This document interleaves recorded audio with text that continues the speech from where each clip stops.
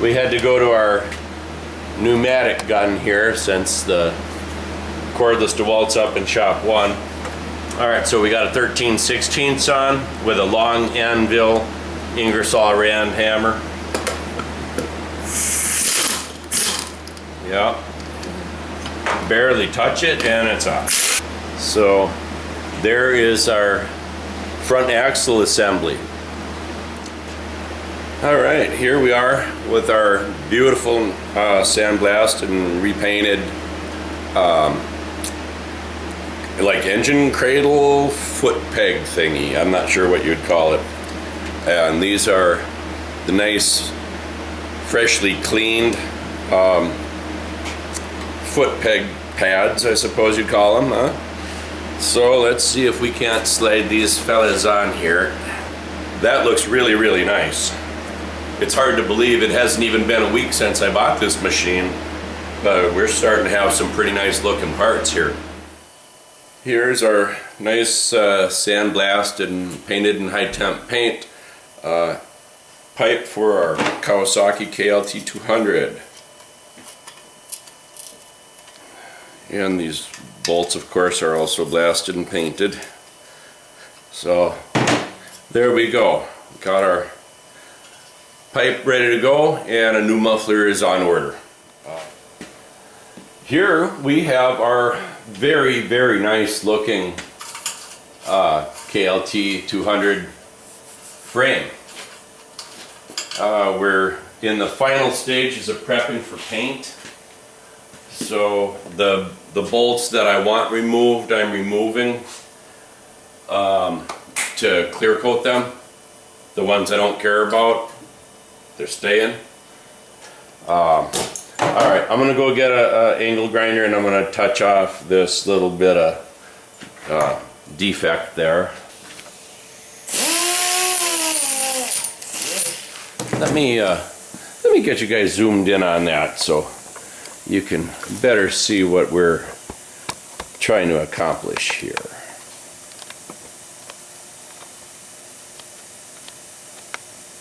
Alright, there we go. Let's see what we can do now.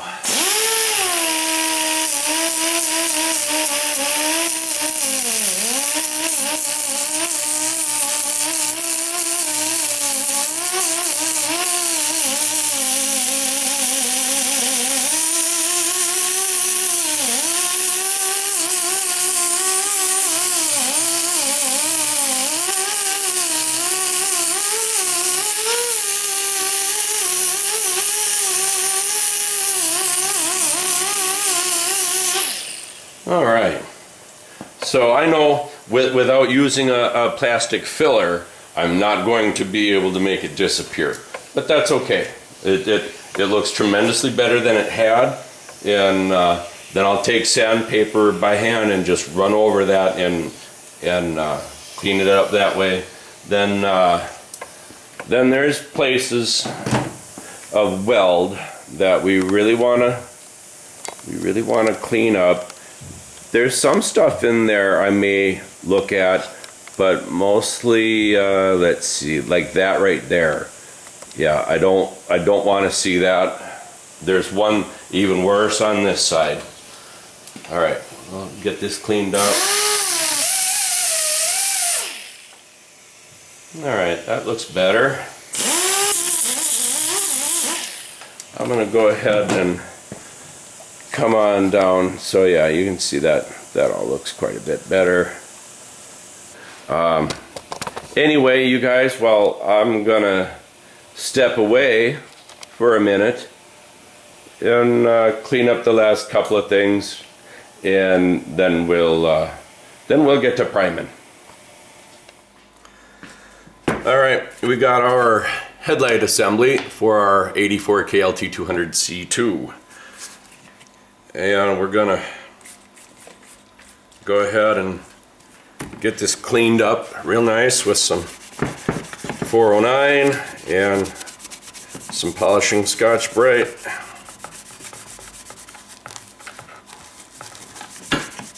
That's what I call it anyway, polishing.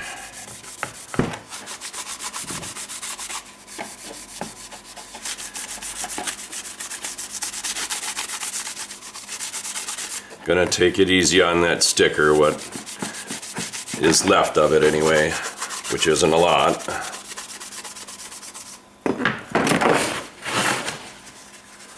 All right.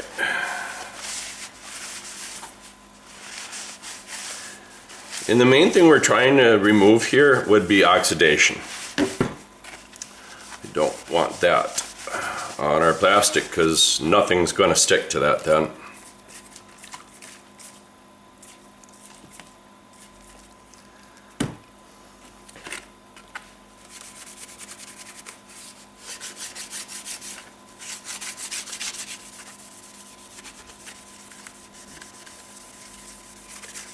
And then we will go ahead and go into the process of spraying it clear.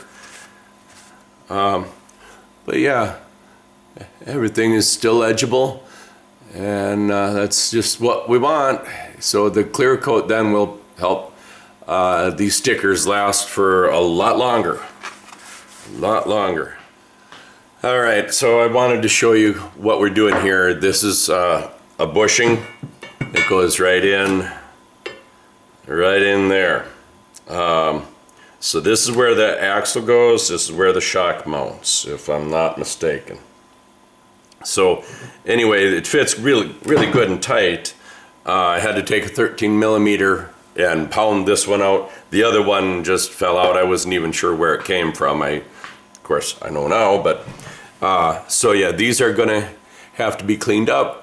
We don't want, I mean, you know, the suspension counts on this to pivot, and it doesn't look like it was really too interested in doing anything but staying where it was. Well, I think that looks a whole lot better. And then, so that's one of 3 sides we got to do. This in here really isn't all that bad, but there's probably 8 spots of spatter. All right, well, I'm not going to bore you to death with all the rest of this. It's pretty much all the same old stuff. Hopefully, yeah, you guys can see that, how bad that is. I just cannot paint over that. So this will be going into prime then as soon as we're done with this. All right, so we're going to be working on our front fender here for our KLT 200. And we've got, you know, we got to spruce this up. It's looking extra ugly. However, besides that, we've got some real heat damage here. So I'm going to see what I can do to make this look a little bit better. I mean, it is what it is. There's no cracks in the fender. It's in great shape. So this is the fender we'll be using, but I want to make that look a little bit better. So I'm going to get my mask on because it's real stinky and fumy, and I'm going to throw up pretty soon. So this wheel clear that I'm using to, you know, spruce this up and protect the stickers from UV damage and whatnot is real stinky. So I'm not going to be talking much anymore. I'm going to get my respirator on and let's see what we can do.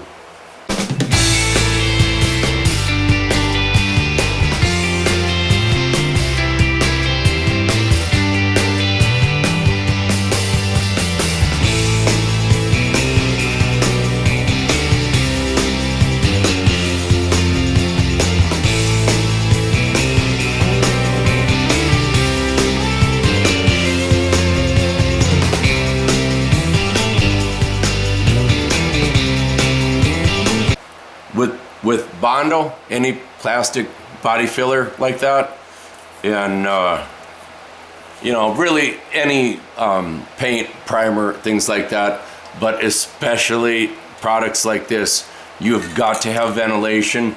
You know, a lot of times I will, you know, do a lot of things, you know, just because I'm on camera, you know, and I don't want to listen to a fan blowing and things like that. And I'll try to get it done as fast as I can and then get some fresh air, you know, just because I'm recording. But when you are at home working on this stuff, don't be, I mean, it's extremely cold out today, and I don't want a window open, but it's got to be. Actually got a fan going, blowing out. So with that being said, thank you for watching. And I'll be back in a little bit.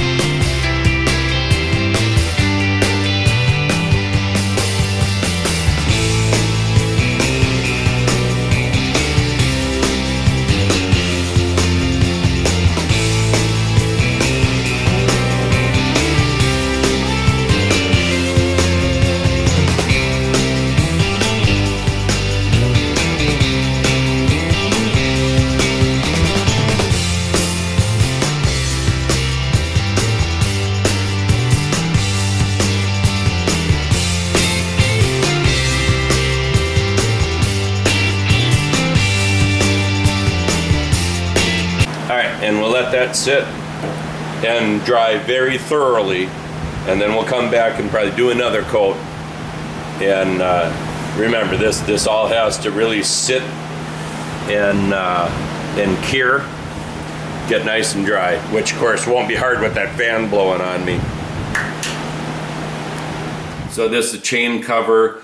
I was hoping to maybe just mask off the advisement sticker here and not touch the inside. But I just cleaned it up because it was, you know, well, and it's still, I didn't clean it too much on the outside because I decided we're gonna have to sandblast it. So I'll show you why. On the inside here, it's, yeah, there, you can see it's all starting to corrode, and it's just got to be sandblasted because I'm not going to reassemble this machine with something like that on it. I'd have a hard time with my conscience if I said it's all restored and there's that on the inside. All right, now on this side, unfortunately the sticker was pretty carelessly put over this strengthening ridge here, so then it failed here. So what I think I'll probably do is just shoot a picture of that with my phone, and you know, just in case it becomes needed or necessary in any way, I guess. But anyway, I had to do a lot of work to the sandblaster today, the blast cabinet, because that's been giving me grief, which is understandable. It gets a lot of use doing this job. All right, so in a little while here, I'm gonna go ahead and take this and I'm gonna turn it in to that. And right behind me, right there, and there's another piece further down. Oh yeah, there's a piece right there. So we're getting all the stuff blasted, cleaned up, primed and painted. Also, we're looking to make our own little mud flaps, you know, along the back fenders on these machines. Honda 185, that has the same type of little mud flap. So we got a rubber product, but no, that's no good. It's got to be more of a plastic type material than a rubber, or it would have to be. No, it would have to be a plastic product, not a rubber product. I don't care what the durometer is. And I'm gonna pause while the heater's on because I know it's kind of noisy. I All right, so on this piece here, let's see, this goes right behind the air box, and it bolts directly to the frame with these. There's two of these, and bolts on right here. So, all right, well, for whatever reason this has occurred, I don't know why it would hang in such a fashion as to tear that, but so yeah, this part here is really damaged, and I thought I'd go ahead and replace it. All right, anyway, I gotta make some bigger holes here because a drill does not work.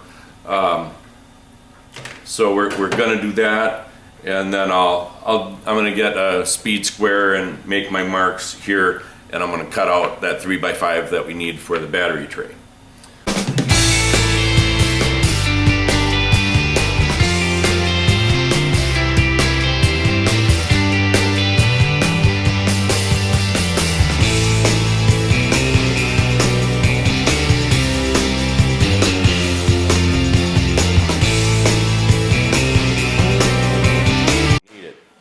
All right, then this part here is actually ready to install on the frame.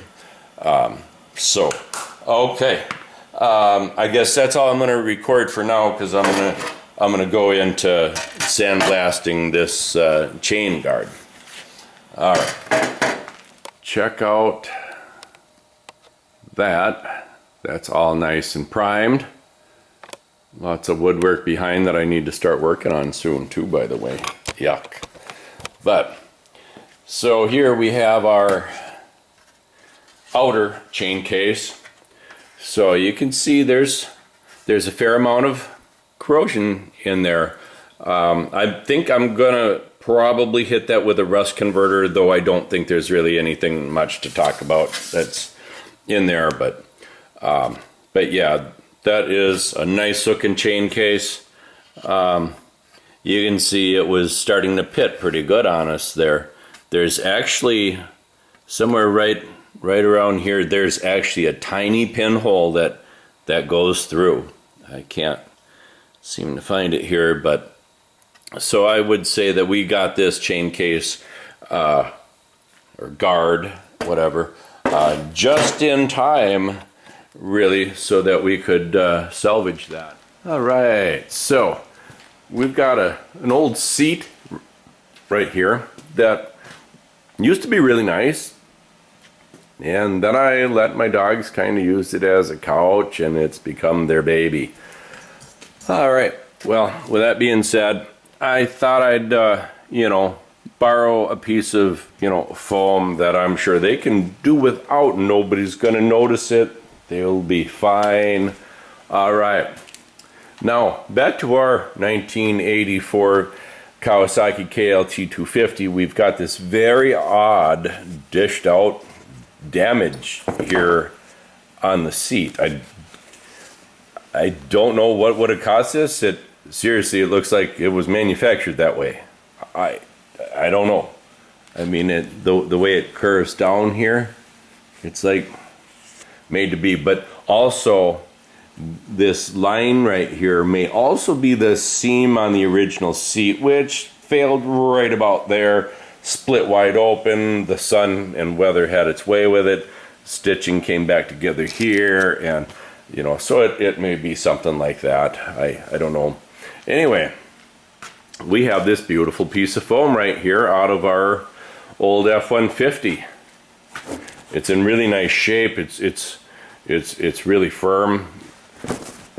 It's also about the same width and contour, huh?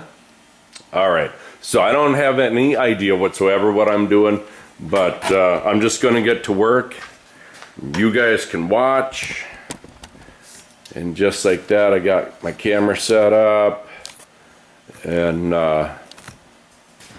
get maybe more to the side here.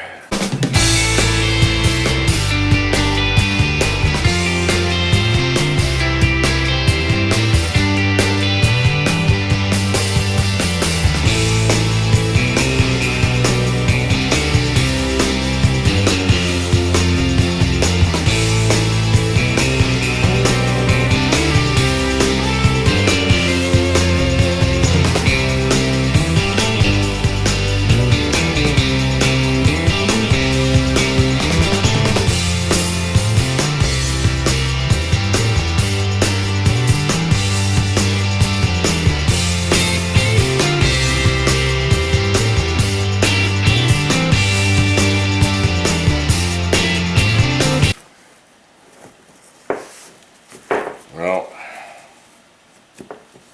that might actually be better, I guess. I don't know. I guess the place I'm gonna start is with this. Let's see how this works.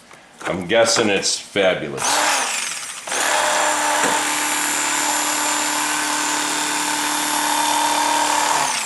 Very nice clean cut.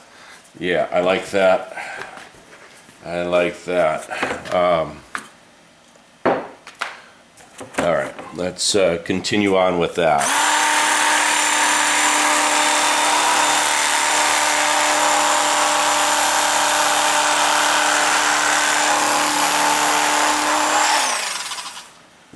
All right, I like that. Yeah. All right, let's see about... Oh, don't get too excited there, buddy. Calm her down.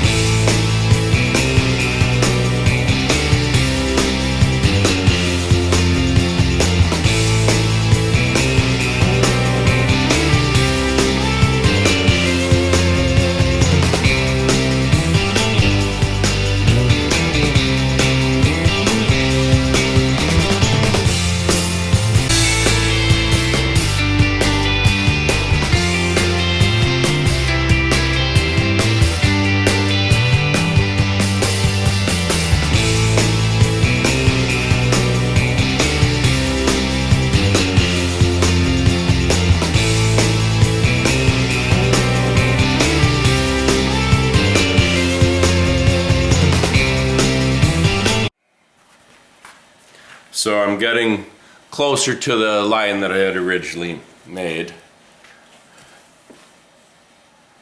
So I don't know, I think that's fitting pretty good. I am not going to complain about that. So okay, well, we are going to see what we can do with our 3M77. See what happens here.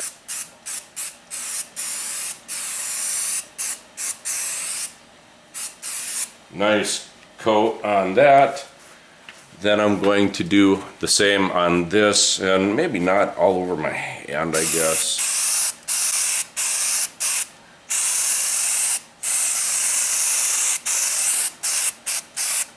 And then I got it on my hand anyway. Okay, let's take this sticky piece of foam and stick it.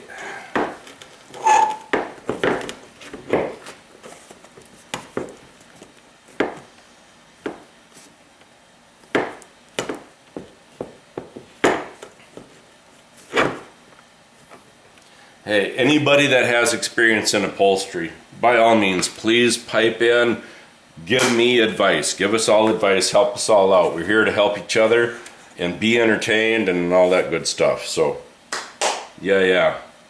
So, yeah, just be nice. Just be nice. That's all I ask.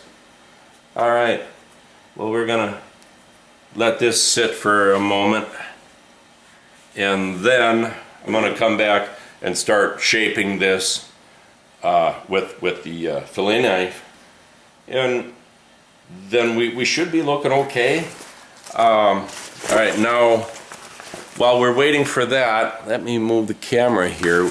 This is a Kolpin canvas universal fit seat cover. I absolutely can't stand it. So I'm not sure what to do with it, but I think I'm going to cut off the elastic strip here and the Velcro. And then I want to try to, staple this on and try to make it fit, the way that it ought to, like any seat cover would. But I'm very interested in the fabric here. I think it should be a really nice seat cover. Just the way it's supposed to attach is, silliness. Look at that. All right, so I'm gonna go find the scissors and I'm going to start removing this. What I want to do here is leave the seam right here where the elastic nonsense is stitched to the canvas. I don't want to disturb the canvas if I can help it. Alright, and so now I'm through. That didn't take too long. Alright, so I'm going to start cutting this off. That's going to be a very slow process as I remove this, which I will not be recording. I cannot fathom why would you want to watch this? I don't even want to do it. Yeah.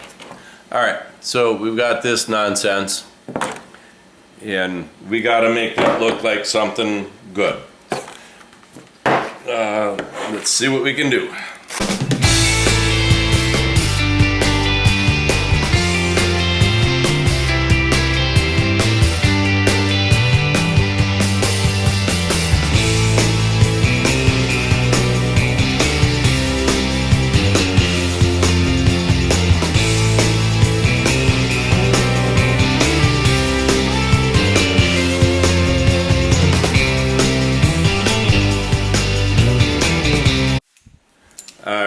I got a 36 grit disc here. Let's see how that works.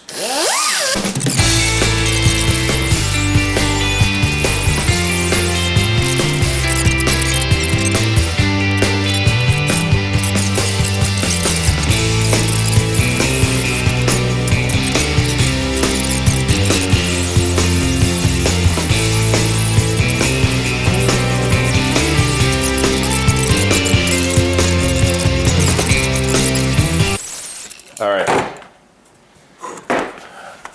I think that looks better. I think we look pretty darn nice there. Okay, anyway, all right, here we are with our Kolpin Universal Fit seat cover. So I'm looking at the two seams that we've got right here. I don't know if you guys can see that. So there, we've got our two seams here. All right, so now I want to get those lined up, you know, parallel to each side of the seat, and then where the seams stop back here, I want to bring that down about to the edge of the seat pan, which is right here. All right, and now I have never ever done this before.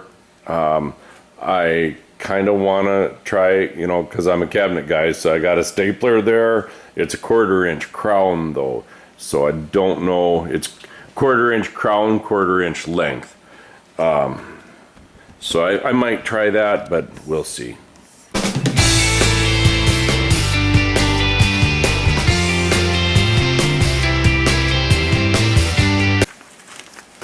You know, I can see how this as a profession would be profoundly difficult on your hands. All right, I can't seem to get in here. Yeah, I like that a lot better. All right, so there you can see the work with the air stapler. I like it. Really nice and tight along the edge. All right, so yeah, well, we're not looking too bad for being a complete greenhorn here.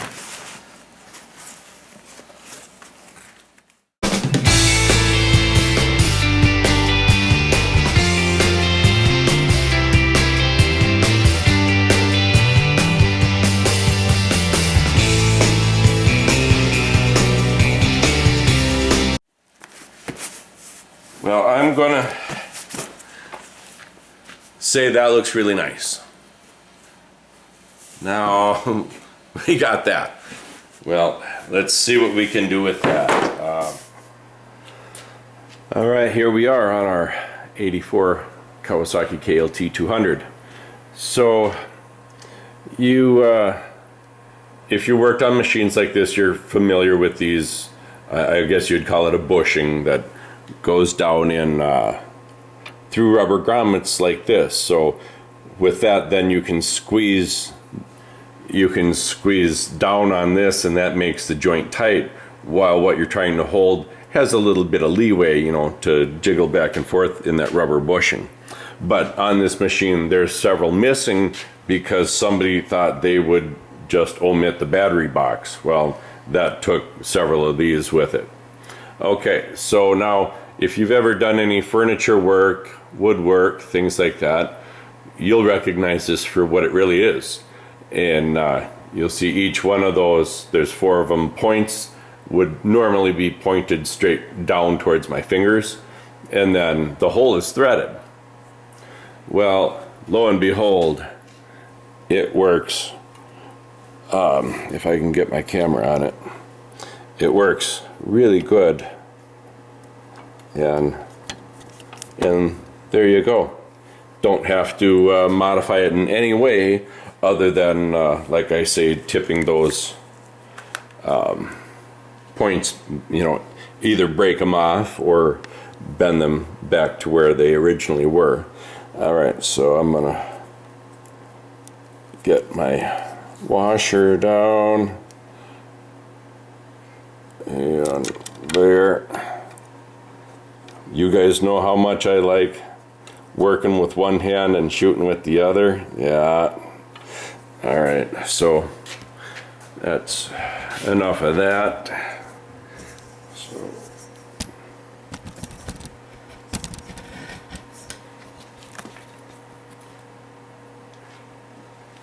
all right, so we've got one bolt that needs to be put in here to finish mounting the battery box to the frame here.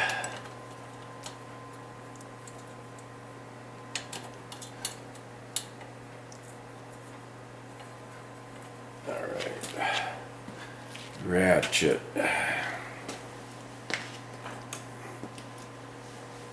I should have a dog named Ratchet.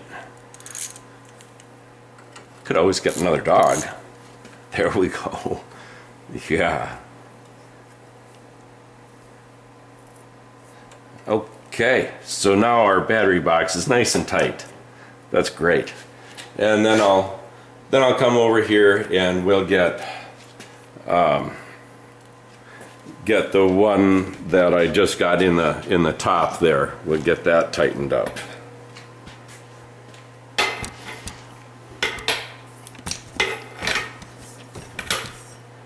All right, let's see here.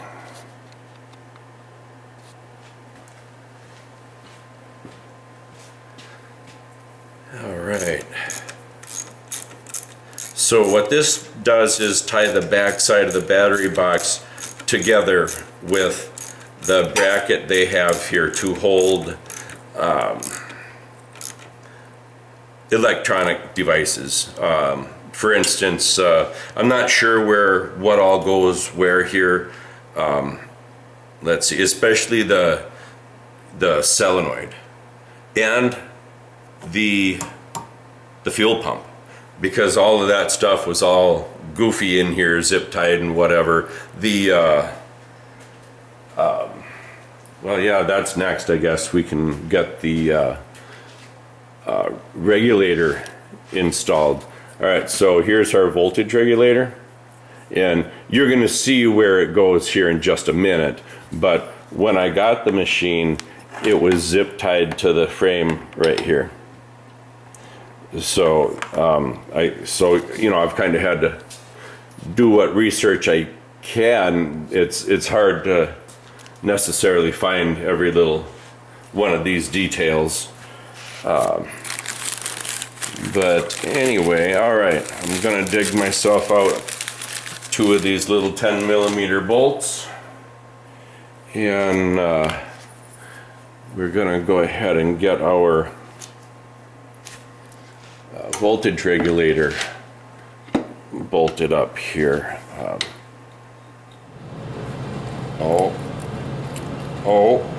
I think I got it. All right. Yeah, I just needed to get the correct hand on the situation. Hey, so I'm progressing in the wiring harness installation on our KLT 200. It's time to install the coil, but I cannot install it looking like that. All right. So here we've got a piece of 1/4-inch melamine. If you're not familiar with what that is, it's most often found inside your cabinet. It's nice stuff. Easy to keep clean, doesn't get goofed up by water. Yeah, all right. So anyway, we've got this piece of remnant of what used to be left of the fender flares, or little mud flaps like this. This is off of a, I think an 83 or 84 Yamaha 225DX. Just kind of using this for inspiration and whatnot, and lines. But this remnant here is off of our 84 Kawasaki KLT 200. And yeah, literally that's all that I have left. So I'm going to use this as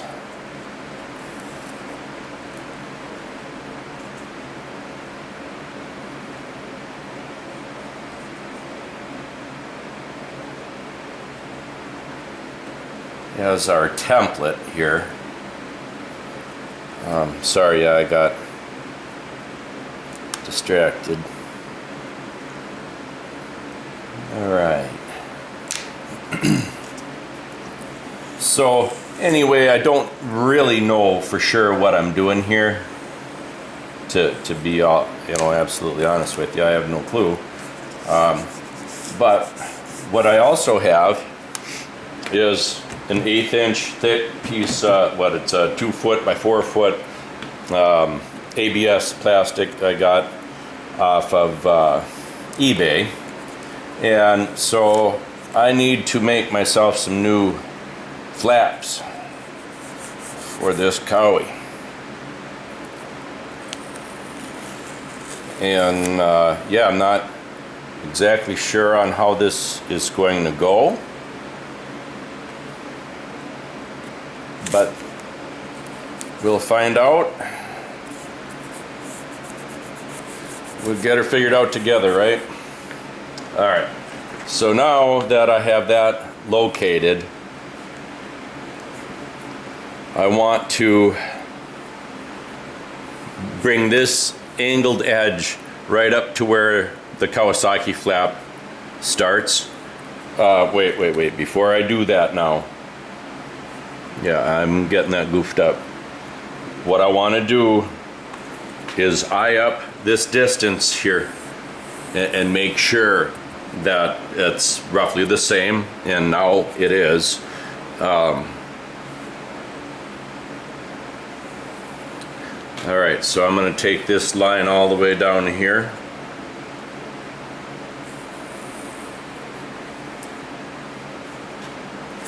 Okay, that's looking like something. Now I am going to take this, looking at this line here, I'm going to let's see, I'll get this how I want it. All right, I'm going to come right up to the tip of the mark here, if you can see that. I don't know if it's a pretty small, thin line. All right, so anyway, I'm going to bring the flap right down to that, and then I want to have it an equal distance away here. And that looks to be where I want it. All right, run that down to the line here. All right, then I'll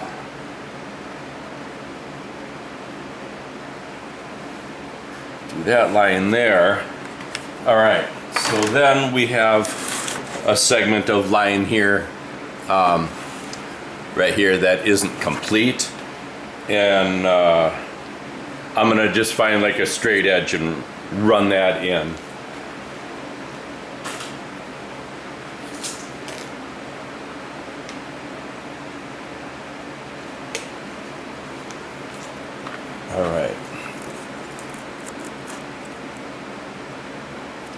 there.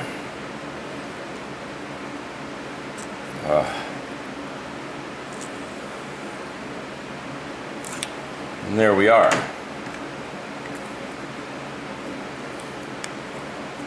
And that's all done with my ultrafine tip Sharpie. I love these things. All right, I think we can get this out of here now. Okay, so we have kind of an incomplete part right here in the marking because the old flap was all split right through here and it was flared too wide, so I didn't really have a good way to make a mark here. So I'm gonna go ahead and square this up.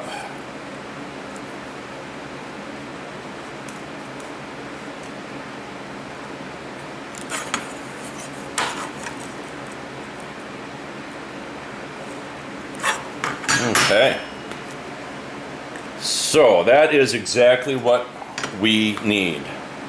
Now,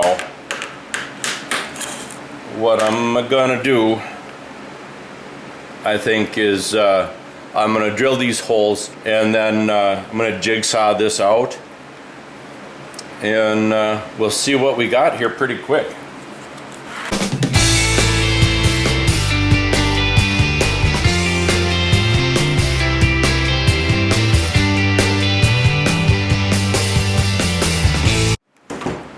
Well, there it is, our first actual attempt at this. I think it ought to work out okay. And then, of course, this will be reversible, so you know this will be your passenger side and that'll be your driver's side. I think it should work okay. I think I've got the right product to this ABS plastic, but I guess we'll see. Okay. We will go ahead and start sanding now.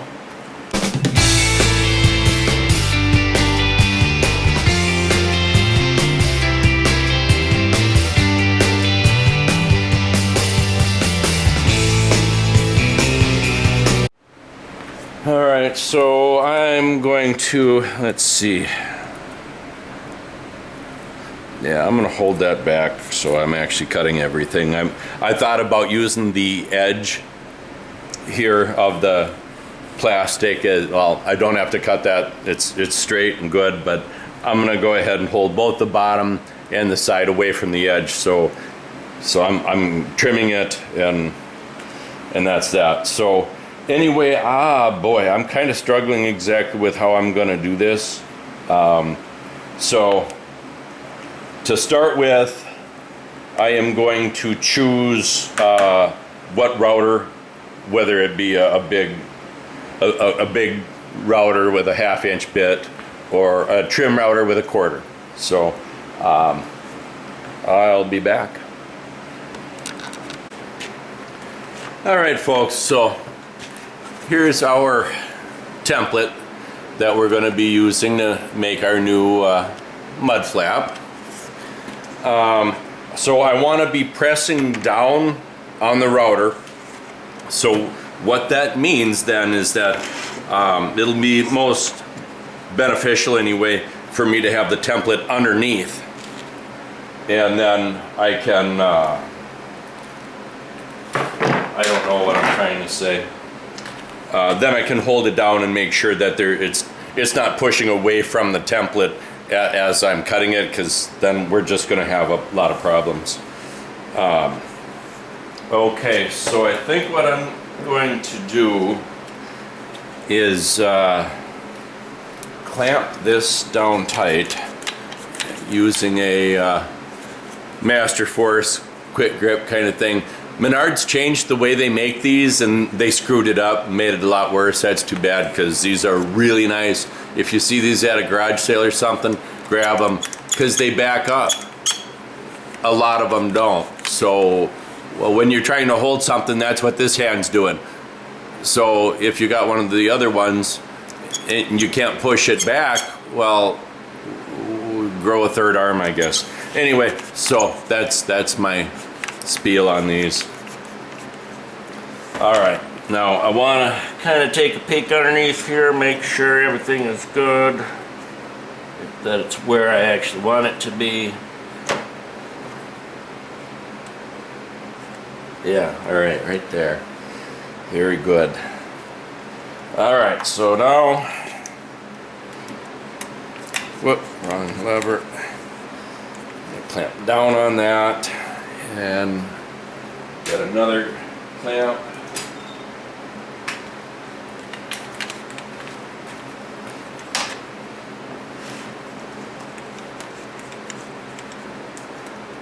All right, so now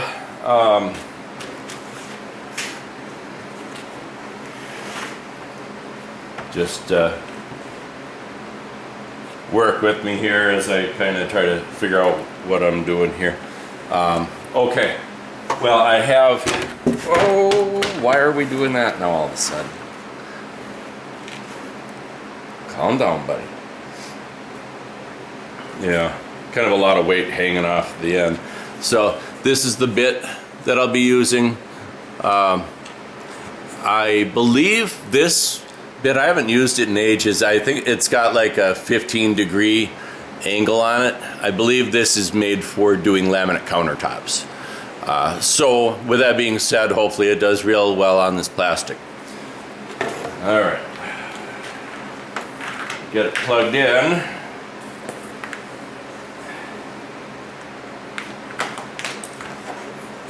And okay, well, wish me luck.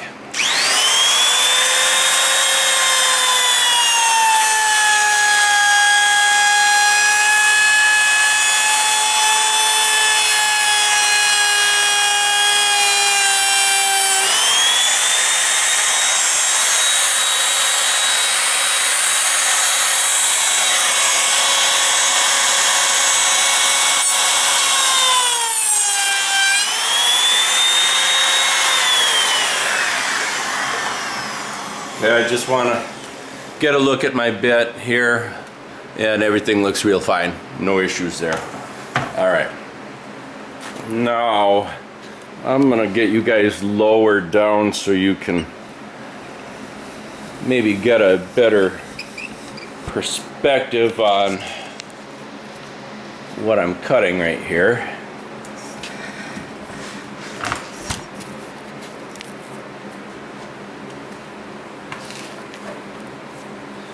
Let's see. Yeah, I'm gonna cut this. I'm gonna cut this as close as I can to this clamp before I start moving clamps.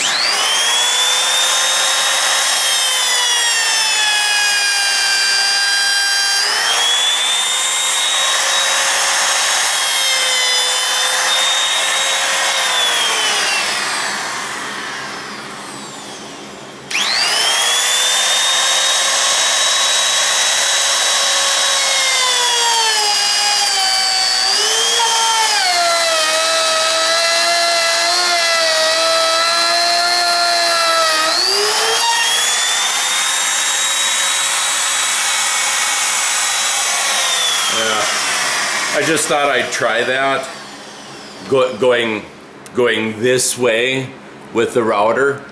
It doesn't cut as well as if you're going that way. You know, it depends on how the cutting surface is hitting the project, whatever, you know, what you're trying to cut. So going forward is usually, you know, whether it's on a piece of wood or whatever, that's usually the best route to go, which is why I started with that. But it would be nice, I guess I'd prefer if I could go this way, but not really an option. All right.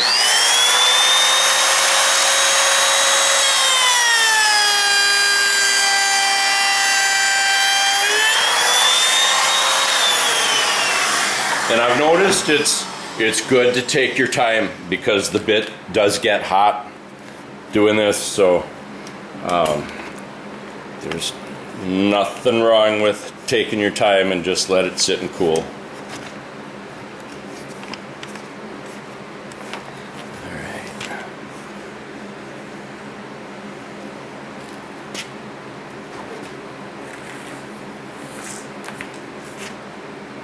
Alright, now I'm going to be a little more down here.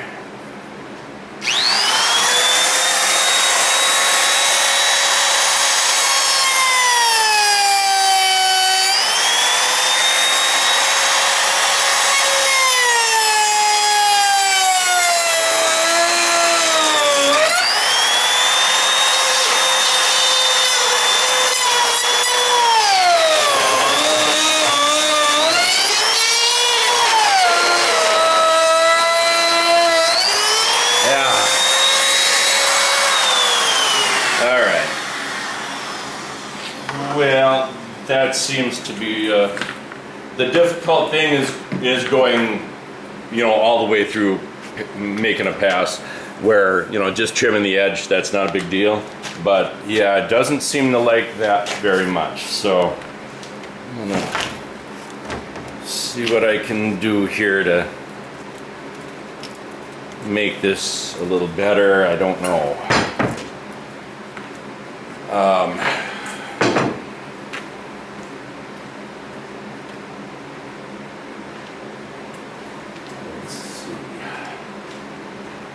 I'm going to take a battery here and place it underneath.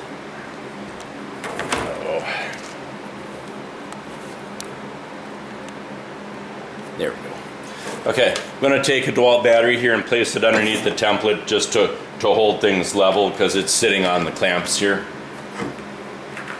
See if that kind of helps a little bit.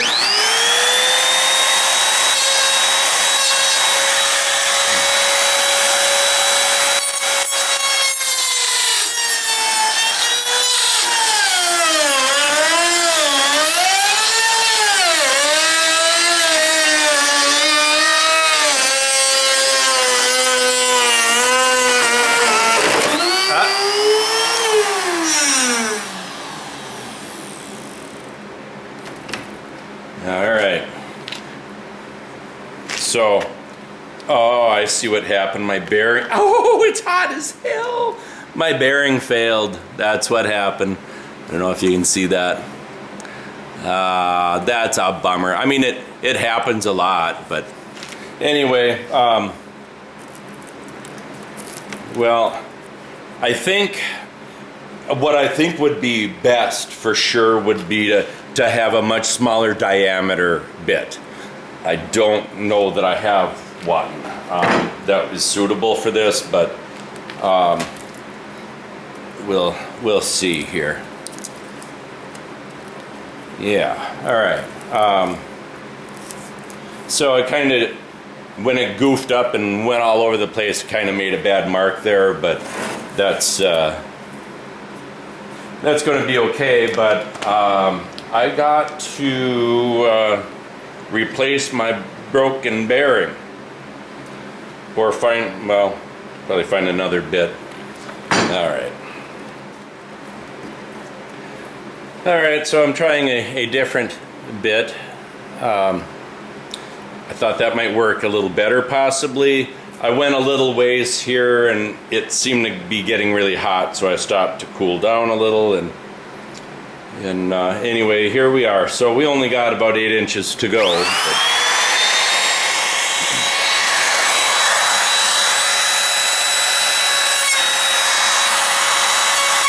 Damn.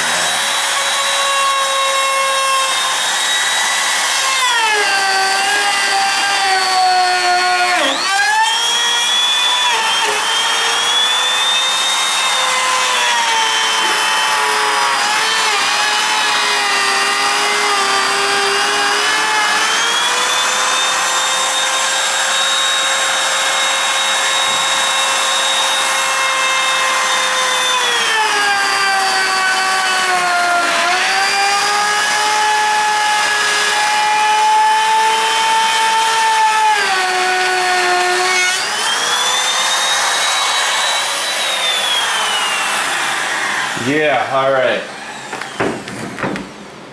Well, what an incredibly messy, stinky job. Wow. Okay, well, we've got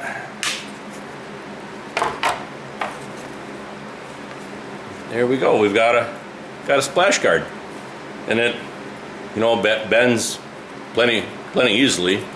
So now I'll take my hand sander and smooth all the edges, you know, make everything look nice. And there's that little defect there we got when our bearing blew up on our bit. But again, that's on the inside, you know, the fender is out here, so that can't be seen, so I'm not worried about that. So yeah, it's a little combination of a 225DX and a KLT 200. So, all right. Well, I will work on making the other one, and I'll bring you guys back in while we're sanding the edges here. And all right. Well, I will see you guys in a little bit when we get to that part of the job.